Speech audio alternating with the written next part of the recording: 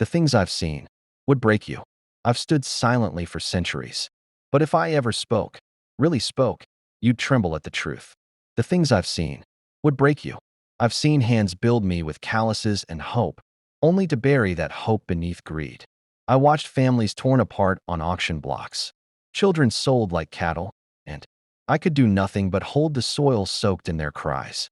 I've seen bombs fall on foreign soil in my name, and watched soldiers come home with broken minds, only to sleep under bridges I helped build. I've seen promises whispered on campaign stages melt like snow on asphalt the moment power was won. I remember the screams behind closed doors where women weren't believed, and the silence that followed. The silence always follows.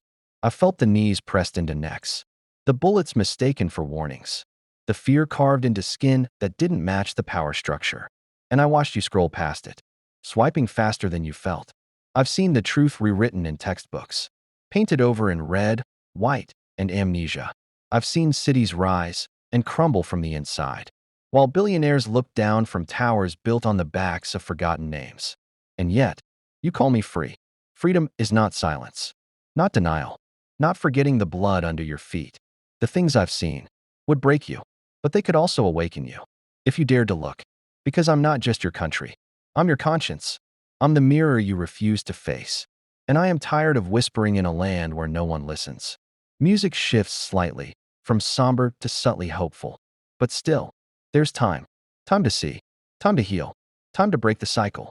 But only if you stop pretending I'm unscarred. Only if you stop pretending you are.